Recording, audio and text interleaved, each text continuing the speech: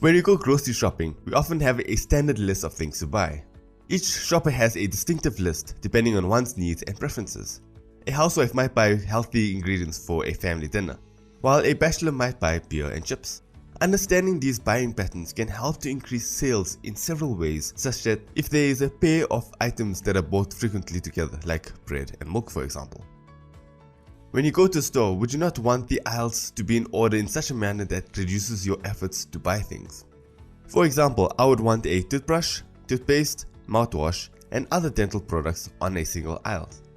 This is done in a way in which we find associations between items. Both X and Y products can be placed on the same shelf so that buyers of one item would be promoted to buy the other. Promotional discounts could be applied to just one out of the two items. Advertisements on X could be targeted to buyers who purchase Y, and X and Y could be combined into a new product, such as having Y in flavors of X. While we may know that certain items are frequently bought together, the question is, how do we uncover these associations? Please subscribe and click that bell icon to join our notification squad. In order to understand the concept better, let's take a simple dataset. Let's call it the coffee dataset, consisting of a few hypothetical transactions. We'll try to understand this in simple English.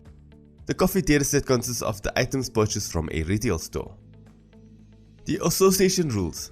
For this dataset, we can write the following association rules. Rule 1. If milk is purchased, then sugar is also purchased. Rule 2. If sugar is purchased, then milk is also purchased. Rule 3. If milk and sugar are purchased, then coffee powder is also purchased in 60% of the transactions. Generally, association rules are written in an if-then format. We can also use the term antecedent for if, left-hand side, and consequent for then, right-hand side. From the above rules, we understand the following explicitly. Whenever milk is purchased, sugar is also purchased, or vice versa. If milk and sugar are purchased, then the coffee powder is also purchased. For example, if we see milk as a set with one item and coffee as a set with one item, we will use this to find sets with two items in the dataset, such as milk and coffee.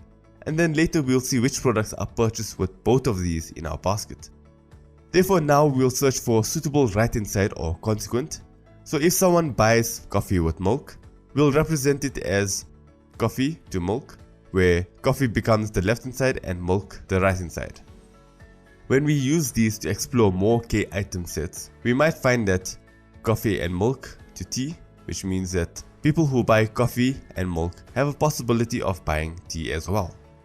An item set is a mathematical set of products in grocery aisle, milk, eggs, vegetables, liquor aisle, liquor, red blush wine, bottled beer, soda, eatery aisle, herbs, tropical fruits, rolled buns, fruit juices, jams, and breakfast aisle, cereal, yogurt, rice, curd. The a priori algorithm is a classical algorithm in data mining that we can use for these sorts of applications, i.e. recommender engines. So it is used for mining frequent item sets and relevant association rules. It is devised to operate on a database containing a lot of transactions, for instance, items bought by customers in a store.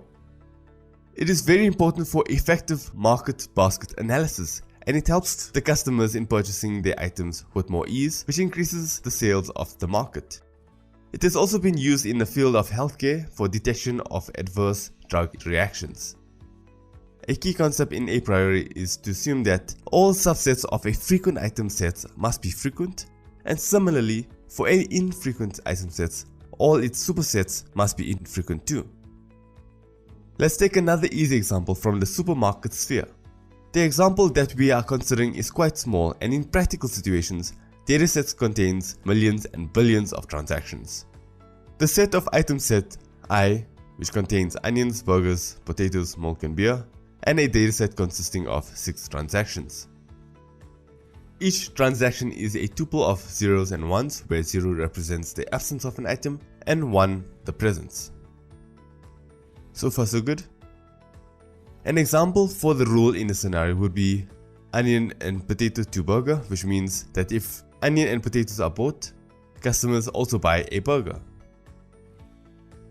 There are multiple rules possible from even a small dataset, so in order to select the interesting ones, we use constraints on various measures of interest and significance. We will look at some of these useful measures such as support, confidence, lift, and conviction. The support of an item set X is the proportion of transaction in the database in which the item X appears. It signifies the popularity of an item set. So support of X equals the number of transactions in which X appears over the total number of transactions. In our example, the support of onions equals 4/6, which equals 0.6667. If the sales of a particular item or product is a certain proportion having a meaningful effect on profits, that proportion can be considered as a support threshold. Furthermore, we can identify item sets that have support values beyond this threshold as significant item sets. Confidence. Confidence of a rule is defined as follows. So confidence of X to Y equals the support of X union Y over support of X. It signifies the likelihood of item Y being purchased when item X is purchased. So for the rule, onions with potatoes, and what's the likelihood of burgers being bought? So I'm sure by now you're sensing some Bayesian theory along these lines. You would be correct if you interpreted this as conditional probability, i.e. the probability of finding the item sets Y in the transactions given the transactions already contain X. It can give some important insights, but it also has a major drawback. It only takes into account the popularity of the item set X and not the popularity of Y. If Y is equally popular as X, then there is a higher probability that transactions containing X will also contain Y, thus increasing confidence. To overcome this drawback, there is another measure called lift. The lift of a rule is defined as the lift of X to Y, which equals the support of X union Y, over the support of X multiplied by the support of Y.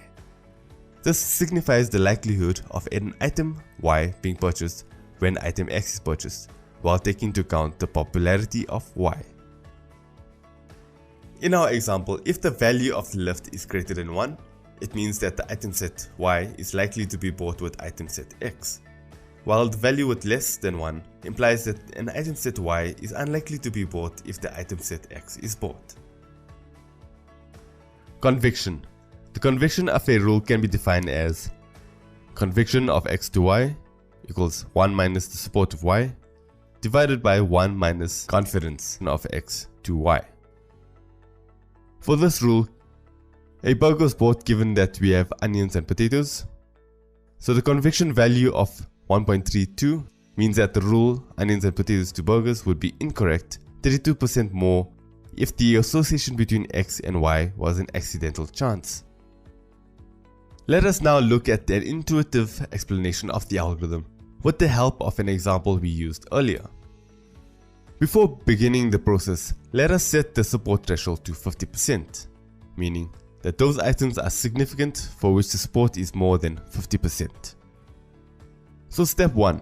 We create a frequency table of all the items that occur in all the transactions based on our dataset. So for our case, we can see that onions we have a frequency of 4, potatoes 5, burgers 4, milk 4, and beer 2. Step 2. We know that only those elements are significant for which the support is greater than or equal to the support threshold.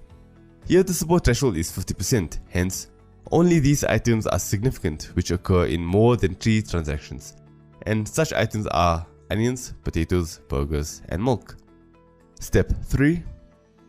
The next step is to make all the possible pairs of the significant items, keeping in mind that order doesn't matter, which means that AB is the same as BA.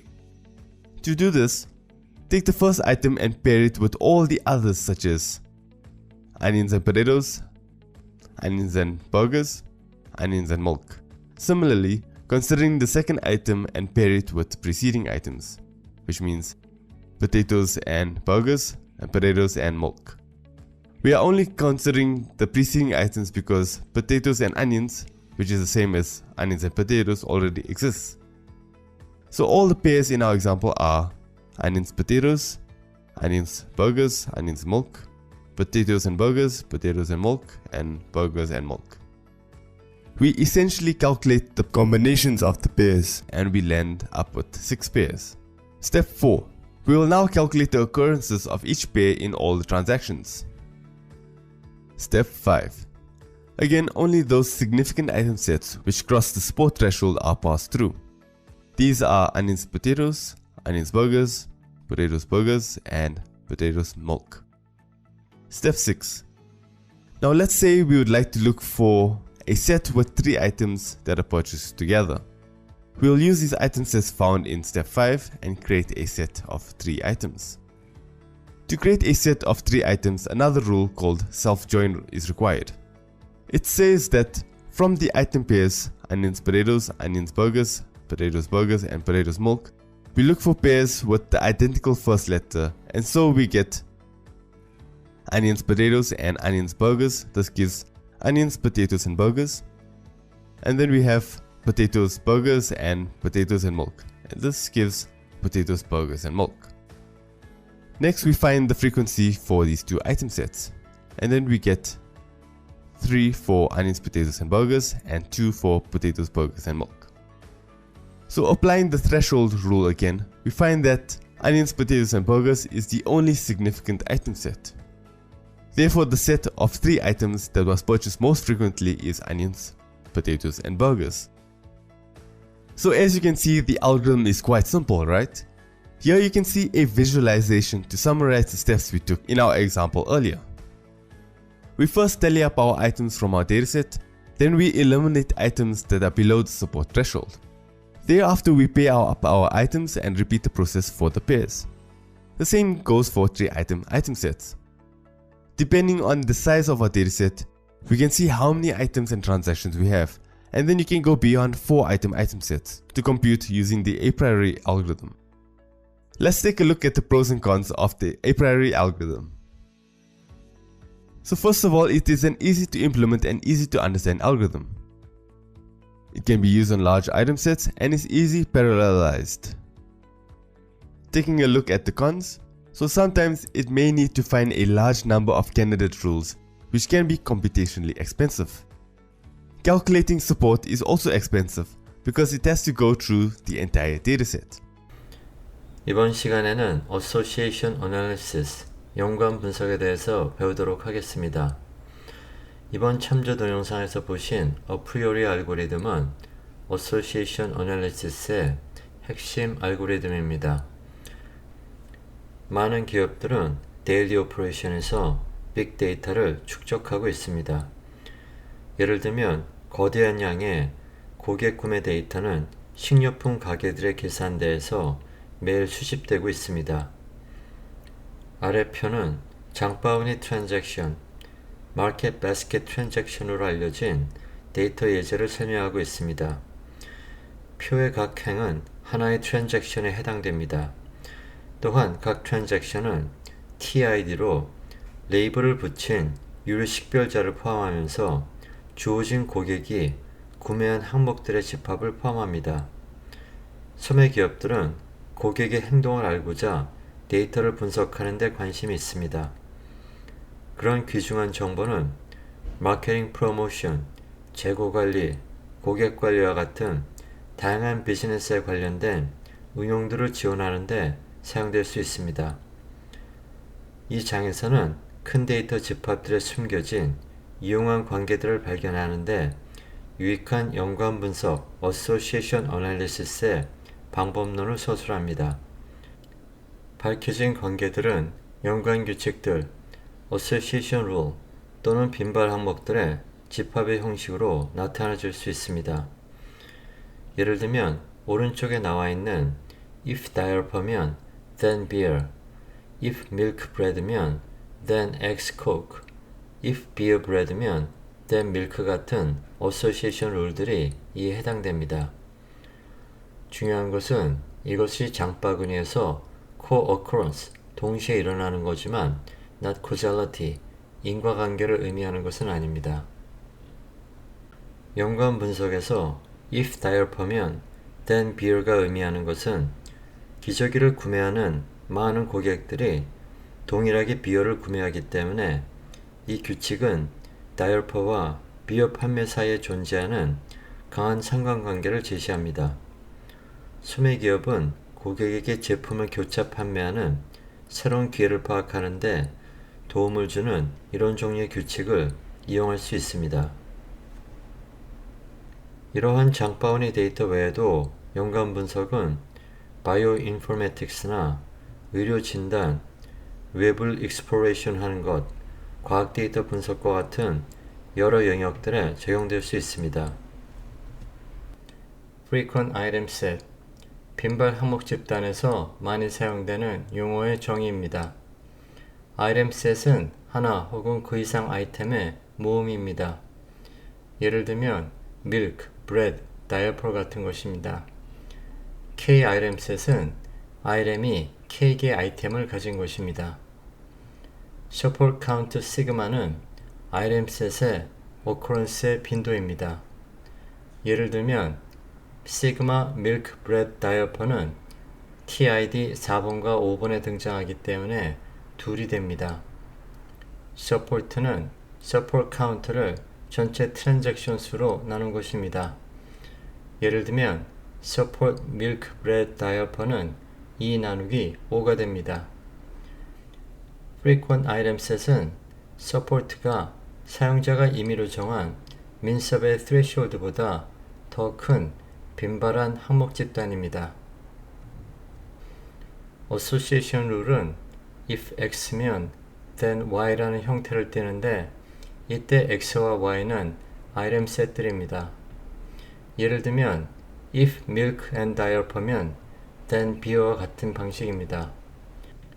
룰 이벨레이션 매트릭에서 support s는 트랜잭션이 x와 y 모두를 포함하는 비율입니다. confidence c는 x를 포함하는 트랜잭션이 y를 포함하는 것입니다. 오른쪽 테이블에 if milk diaper면 beer라는 association 룰을 적용해보면 support s는 2 나누기 5가 돼서 0.4가 되고 confidence c는 2 나누기 3이 돼서 0.67이 됩니다. 트랜잭션 T의 집합이 주어지면 어소시에이션 룰 마이닝의 목표는 다음의 조건을 만족하는 모든 룰들을 찾아내는 것입니다.